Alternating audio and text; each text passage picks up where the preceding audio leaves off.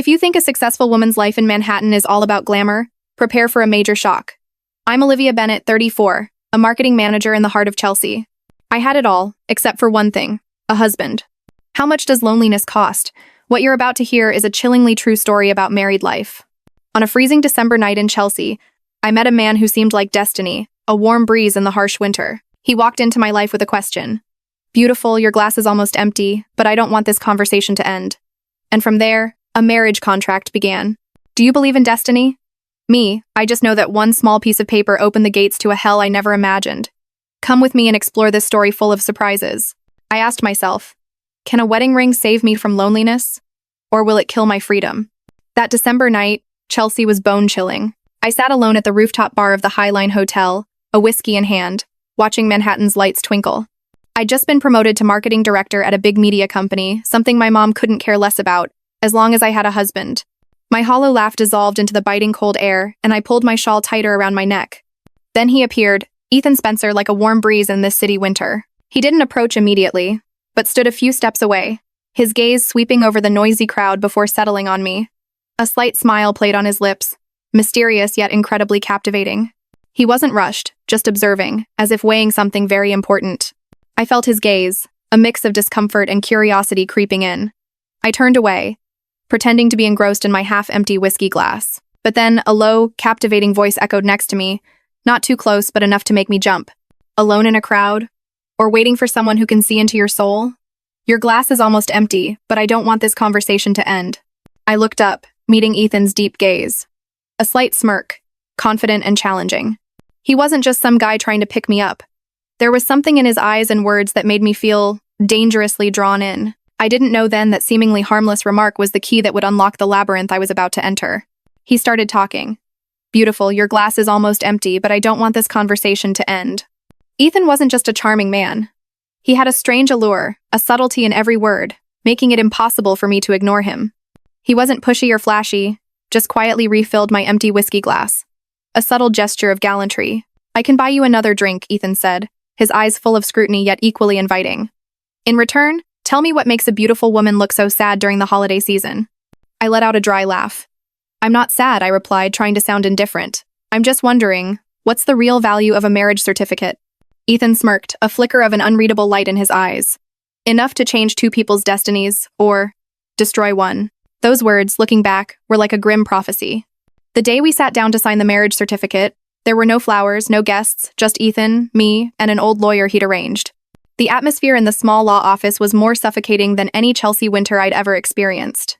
Every stroke of my pen felt like I wasn't just signing a contract, but an invisible chain tightening around my future. Ethan looked at me, his usual smile still there, but this time I saw something different in his eyes, a fleeting, elusive triumph. "Everything will be perfectly safe, Olivia. I'll contribute a fee, the lawyer will handle the paperwork. Your mom will be happy, and I'll be settled here." His voice was still deep and warm, but it sounded distant. I nodded, trying to reassure myself this was just a transaction, a solution to both our problems. No emotional ties, no financial entanglements beyond the agreement. That's it. I emphasized each word as if to engrave it into the air. Ethan winked. That's it. That gesture, which I usually found charming, now sent shivers down my spine. It felt like a flimsy promise, easily broken at any moment. After all the formalities were complete, I felt a strange sense of relief mixed with vague anxiety. Ethan offered to celebrate, but I declined. I wanted to escape that atmosphere as quickly as possible. As we stepped out of the law office, a biting cold wind hit my face, carrying the damp smell of old streets. I pulled my shawl tight, telling myself this would be the start of a more peaceful life. The first few weeks after the fake wedding passed strangely. Ethan maintained his polite, thoughtful demeanor, but there was a subtle shift. He started appearing more frequently at my apartment, initially for couples' dinners, then rushed mornings. I told myself it was an inevitable part of any marriage, even a fake one. My mom was visibly delighted, calling often to check in and urge me to introduce him to relatives. The family pressure eased, but in return, I experienced an intrusion into my personal space from Ethan that I hadn't anticipated. 3 months after the wedding, my life still revolved around work and social gatherings. I didn't pay much attention to my bank account, which was managed automatically, and I'd always trusted the security of the New York banking system. Until one Saturday morning, when I went to transfer money for a charity project I was involved in, the number on the screen froze me. My personal savings account, my secret stash I'd built up over years, had vanished by nearly $20,000. My hands trembled as I repeatedly checked the transaction history.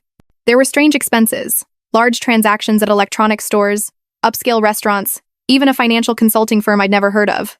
All were under a joint name, with both our electronic signatures. At first, I thought it was just a formality, a bank error. When Ethan came home that evening, I stayed calm, trying not to let my panic show. I held up the new credit card with both our names on it and asked him coldly, "Can you explain these transactions, Ethan?" He looked at me, smiled faintly, then sweetly ran his hand through my hair, a gesture I once found comforting, but now found disgusting. "Honey, I just advanced a little for office expenses. Are you duding your husband?" His words were like a knife. Office expenses? I'd never heard about this. Ethan's eyes flashed with a barely perceptible warning, making me suddenly realize I was facing a wolf in sheep's clothing. The next day, I discovered a new debt in my name, not his. After receiving the new debt notification letter, panic quickly morphed into cold fury. I knew I couldn't trust Ethan for another second. His sweet words, his caring gestures, were now just a mask covering a cruel scheme. I couldn't call the police immediately, as that would expose my own crime of a fake marriage. My reputation, the career I'd built for years, everything would collapse. I decided to act in secret. That morning, instead of going to work, I went to a private detective's office I knew through an old colleague. The detective, an older woman with sharp eyes, listened patiently to my story. She didn't judge, just nodded and promised to find out the truth about Ethan Spencer. In the following days, every call from the bank, every debt reminder letter, felt like a stab to my heart. I lived in fear and anxiety, but that same fear fueled my determination to expose Ethan's true colors. I started digging into every piece of information Ethan had ever told me.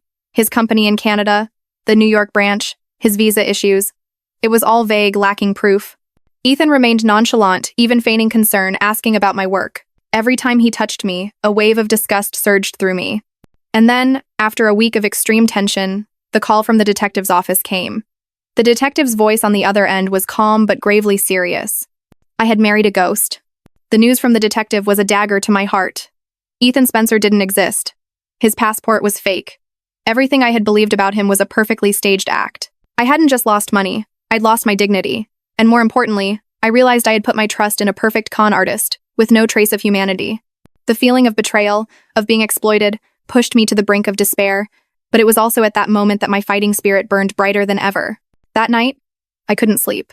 The Chelsea winter seemed to grow colder, each gust of wind whistling through the window like whispers of fate. I waited for Ethan to come home, my heart pounding as if it would burst from my chest.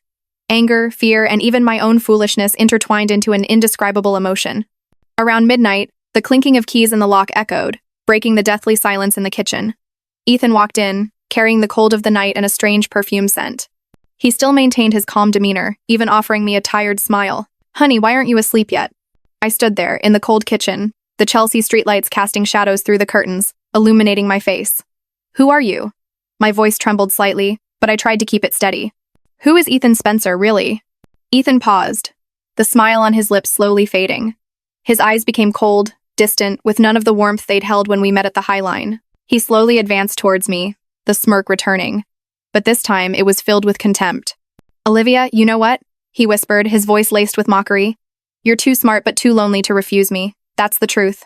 Just then, a sudden, urgent knock on the door shattered the deadly silence in the kitchen. My heart pounded. Who could be here at this hour? Ethan also flinched, his eyes revealing a clear warning. I kicked him out, but the law had me trapped. The strange man stood rigidly at the threshold, holding a large envelope. "Miss Olivia Bennett, we have these documents for your signature. Regarding the property transfer related to your latest mortgage." "A mortgage?" I had never signed any mortgage. Ethan looked at me, his smile widening, more cruel, as if to say, "See? You're completely tied up now."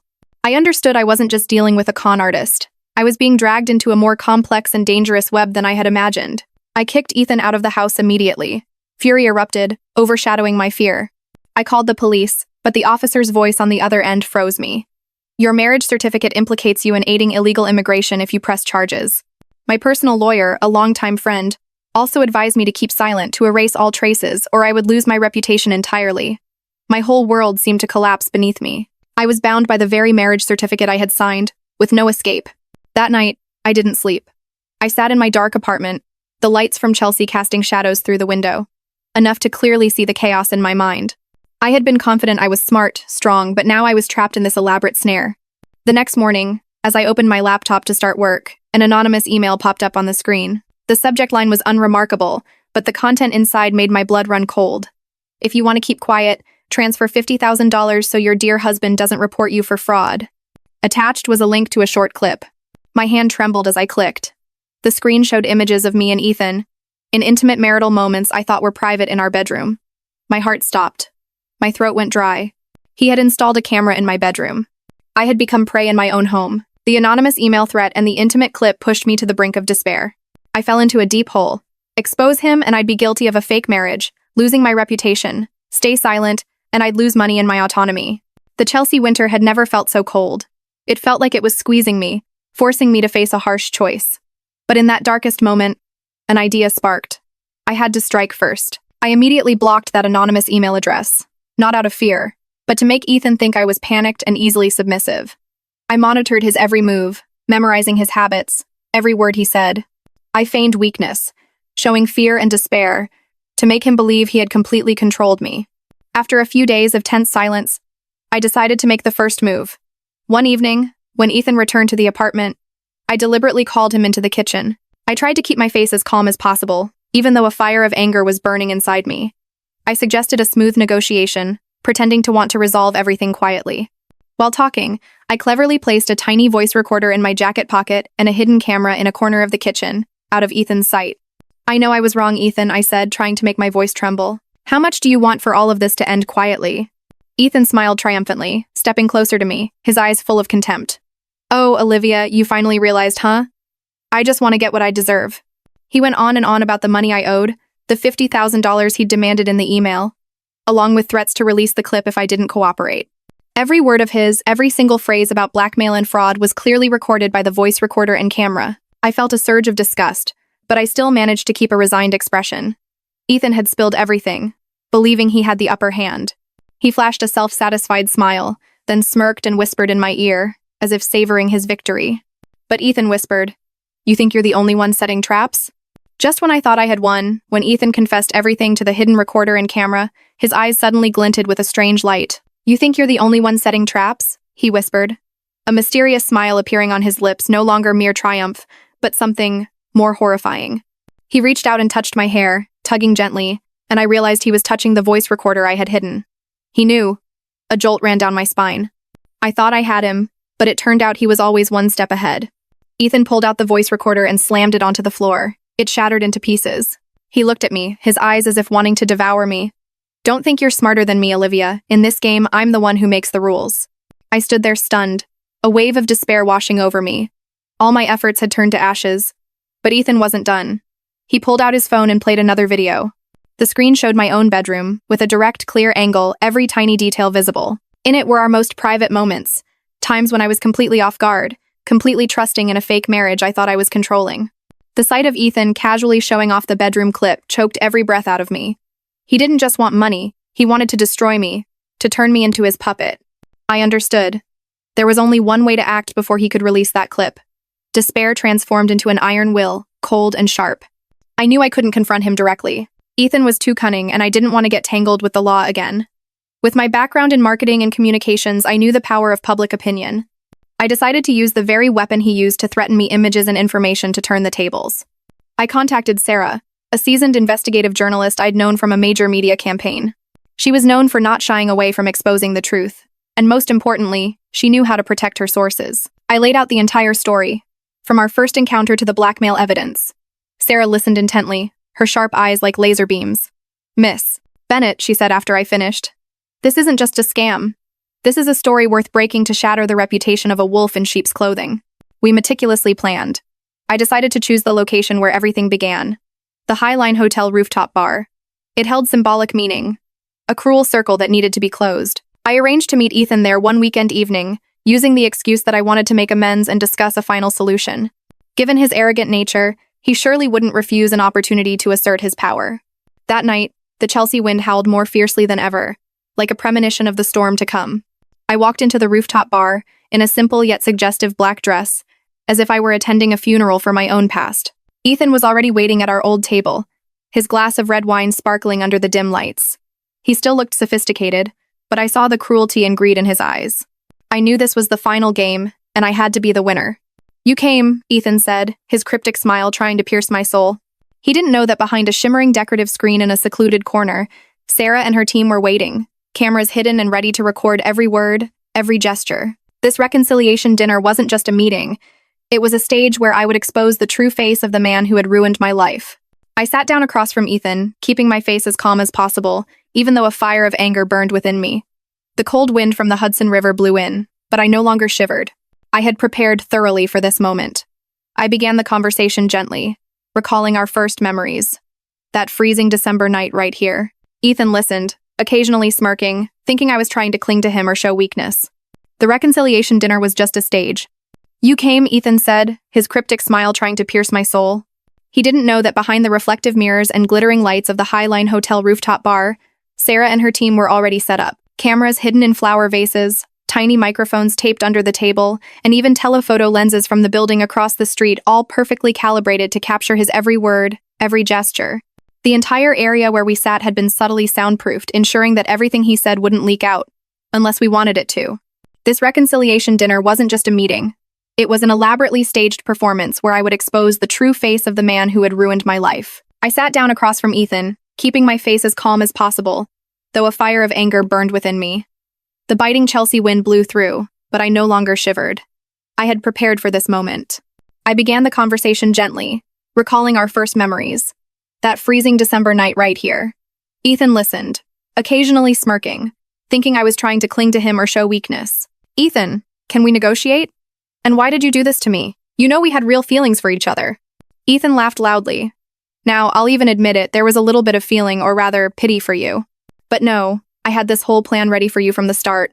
Bennett from the marriage, to moving into the same apartment, the investments, no, the vanished funds, the debts, all the way to those cameras and those amazing videos.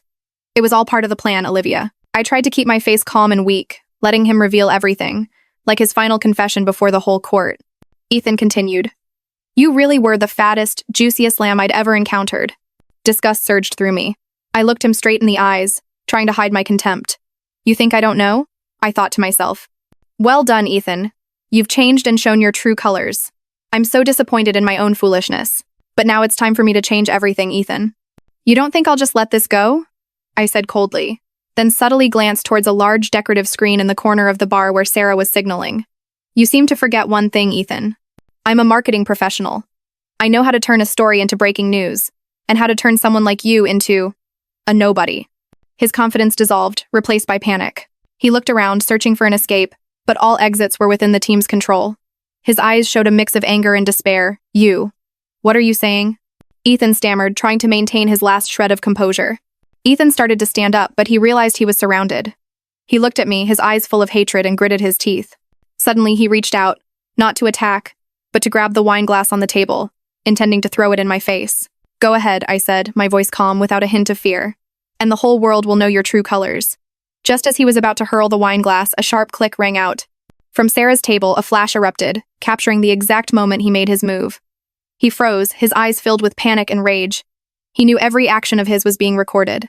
It wasn't just me, but a professional team monitoring his every move. The charade had been completely exposed, and he, a cunning con artist, was now an unwilling actor on his own stage.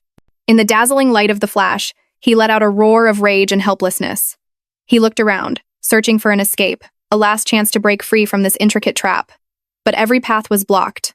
The random customers in the bar were actually members of Sarah's team, cleverly blocking all exits. Confess, Ethan, I said, my voice echoing through the space. Confess all your crimes. Tell every detail, every step you took to deceive me and others. All of New York is listening. He looked at me, his eyes no longer arrogant or contemptuous, but only despair and utter terror. He knew he had lost. He began to stammer, each word a confession of fraud, of creating fake profiles, of the money he had stolen. He talked about how he approached his victims, exploiting their loneliness, and how he had connected with others in his network. He even revealed how he installed hidden cameras and created the blackmail emails, down to the smallest detail. Every word of his, even a whisper, was captured clearly and meticulously by Sarah's highly sensitive microphones. Ethan was still speaking when a loud bang erupted from the main entrance of the rooftop bar. The door burst open. It wasn't Sarah's team. It was the New York City Police Department, with flashing police car lights outside, shining through the glass door. They stormed in, their flashlights sweeping the space, shining directly onto Ethan's pale face. The wail of police sirens from afar, now right at the base of the building, signaled the end. In that moment, he seemed to crumble, completely collapsing, realizing he had not only been trapped by me and Sarah, but also convicted by his own confessions. He buried his face, his shoulders trembling. He didn't resist. The sharp click of handcuffs echoed, reverberating amidst the still-playing jazz music and flickering lights. Ethan Spencer, or whatever name he used, was caught. The entire bar fell silent, save for the footsteps of the police and the camera shutters of the reporters from Sarah's team recording this historic moment. I stood there, head held high, my gaze steady, looking directly at him as he was led away. The Chelsea winter was still cold, but I felt a warmth spreading inside me. Finally, I was free. And not only that, I had brought justice to other victims, exposing a sophisticated scam network. It was an unforgettable sight. Ethan, the man who had manipulated my life, now hunched over, his shoulders trembling in the police's grip. And I stood there, head held high, my gaze fixed on him. The entire conversation at the bar, along with his confession and the evidence Sarah had gathered from his sister, was all perfectly recorded. The case was handled swiftly and professionally. With undeniable evidence, Ethan Spencer, or whatever name he used, was charged with fraud, blackmail, and immigration violations. As the victim and whistleblower, my identity was completely protected. Thanks to Sarah's skill and connections in the media, the story was published with a perspective entirely favorable to me, a woman who had been deceived, but bravely stood up for justice. A few weeks later, I received notification that Ethan had been deported. I no longer had to fear his reappearance in my life. The debts he created were also settled, and my accounts gradually recovered. My honor was intact. I was even praised by the online community and the press as a silent hero. That day, standing in Chelsea in winter, for the first time, I saw snow fall without feeling cold. The pristine white snowflakes rested on my shoulders, melting on my face, as if washing away all the obsessions and fears. I was no longer lonely, not because I had a husband, but because I had found myself an Olivia stronger, more independent, and more resilient than ever. I had learned a valuable lesson. Better to be lonely and free than bound by a false wedding ring and a cold heart. Suddenly, I realized something else was present within me. A feeling I had never experienced before. Peace. It wasn't the peace of having someone by my side, but the peace that comes from accepting myself, loving myself, and knowing that I am strong enough to walk my own path. The Chelsea winter lingered, but my heart had found its own spring. Peace wasn't an explosive feeling, but a gentle current, seeping into every corner of my soul. It didn't come from having a man by my side, but from accepting myself, loving myself, and knowing that I am strong enough to walk my own path. The Chelsea winter still stretched on, the snowflakes still fell, but my heart had found its own spring. My life gradually returned to its rhythm, even better than before.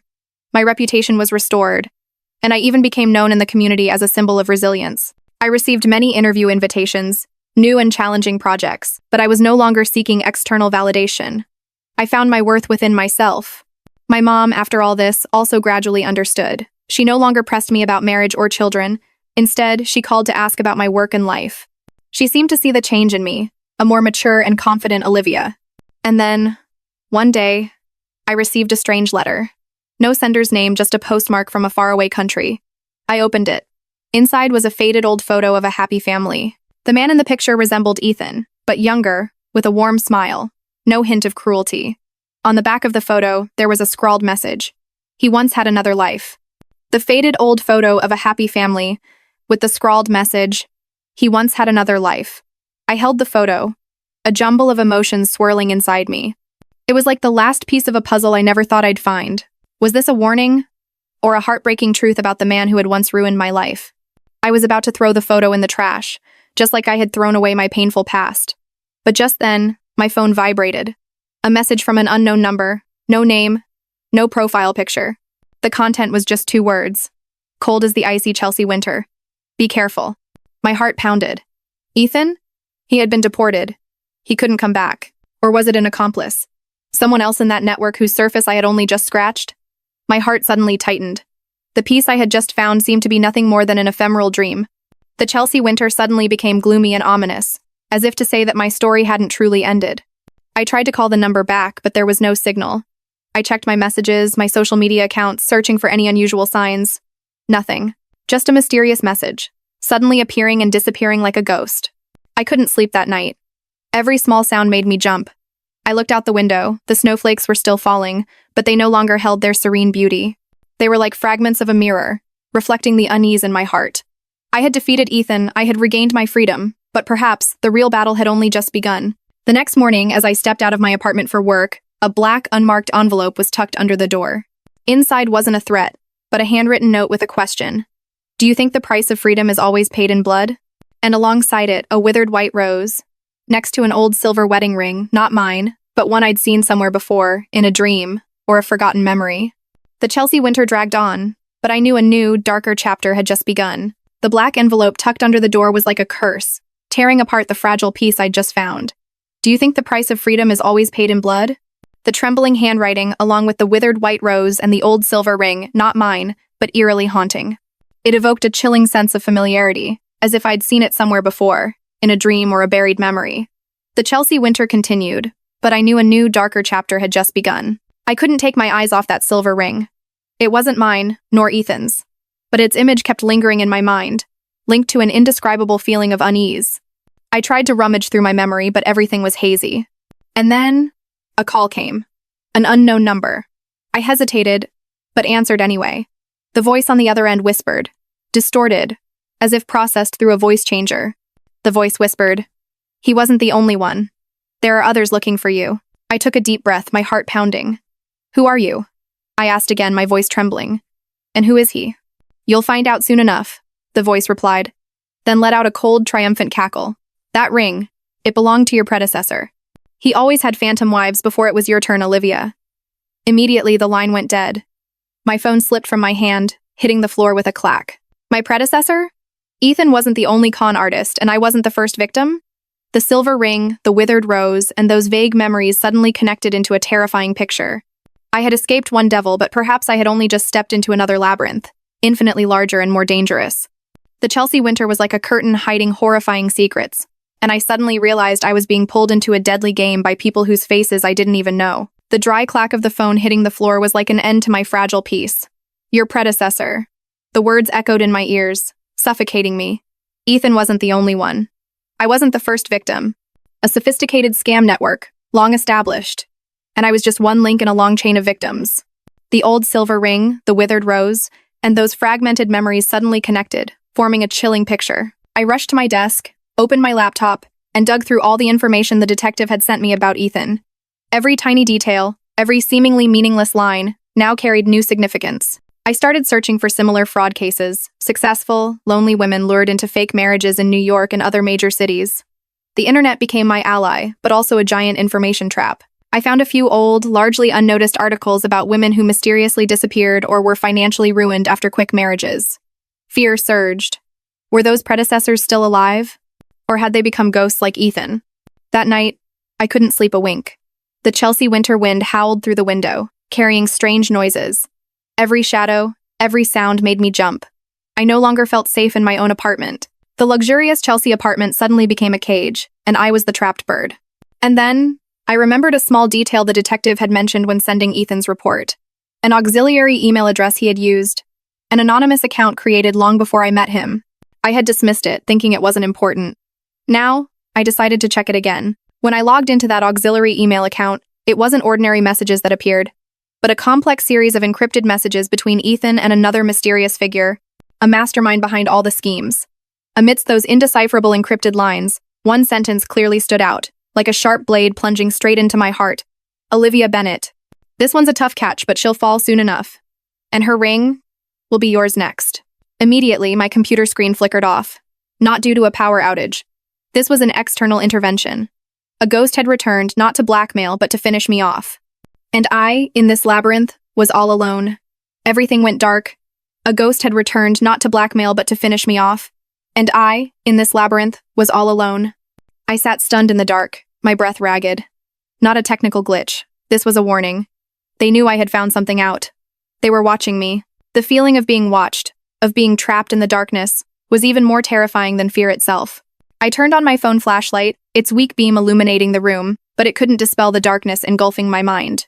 That night, I didn't dare to sleep. I huddled on the sofa, staring out the window. The snowflakes still fell relentlessly, but now they carried a deadly premonition. Every sound from the hallway, every car headlight sweeping across the street below, made me jump. I had defeated Ethan, but he was just a pawn. Now, I was facing a much larger force, the ones who controlled ghosts like Ethan. Suddenly, A very faint click came from the apartment's main door. I knew it wasn't the wind. My heart pounded like a drum. I held my breath, listening. A soft rustle, as if someone was trying to pick the lock. I backed away, my hand trembling as I reached for the flashlight on the nearby table. The door creaked open. A tall, dark figure loomed in the doorway, eyes glinting in the darkness. He said nothing, just raised his hand. And in his palm, that old silver wedding ring glittered under the streetlights streaming in. He was back. Not Ethan, but the real mastermind. The Chelsea winter had turned into a bloody stage, and I, the resilient prey, stood before death itself. The door suddenly slammed shut, the thump echoing through the apartment. He had locked it from the inside. I backed away step by step, my hand clutching the flashlight, cold sweat breaking out. He walked in slowly, each heavy footstep echoing in the silent space. He wasn't rushed, like a hunter enjoying his game. Olivia Bennett, his voice was deep and gravelly, like grinding stones. You've been too curious. You should have stayed in your place. I tried to keep calm, even though my heart was racing. Who are you? What do you want? He smirked, his laugh chilling in the dark. I'm the one who created the Ethans. And this ring. It's a symbol. A symbol of what's been lost. Now it's your turn. He advanced, his gaze sweeping over me, stopping at the phone in my hand. He didn't just want money. He wanted to erase all traces, to turn me into another predecessor, vanishing without a trace. Just then, I heard the doorbell ring continuously, urgent and insistent. Someone was at the door. He froze, his eyes clearly showing annoyance. He hadn't expected anyone at this hour. I knew this was my last chance. If not now, then never. I no longer had time to be afraid. I looked him straight in the eyes and a cold, determined smile formed on my lips. You think I came alone? I challenged. His annoyance turned into clear worry. This was the final hand, and I was going to bet everything. He quickly regained his composure, a half-smile returning, but now it looked forced. Whoever it is, they can't save you, Olivia, he said, then unexpectedly lunged, snatching my phone. He knew I had called someone and wanted to cut off communication. I dodged, darting towards the kitchen counter, where I had hidden a paring knife under a stack of magazines. The doorbell wouldn't stop ringing. At the same time, rapid footsteps echoed from the hallway, not just one person, but many. He looked at me, his eyes filled with rage. He knew he'd been trapped. He no longer had time to carry out his intentions. Suddenly, the chandelier above began to shake violently, the lights flickering, then dying completely. The apartment plunged into darkness. A smell of burnt smoke stung my nose. Not a fire alarm, but a small explosion from outside. Someone was interfering with the building's electrical system. He looked at me with horror in his eyes. What did you do? He realized this wasn't a normal abduction, but an elaborate ambush, orchestrated by me. And then, in the murky darkness, a faint blue light gleamed from the silver ring on his hand. The ring wasn't just a symbol. It was a tracking device. He lunged toward the front door, desperately trying to break the lock. But the door was blocked.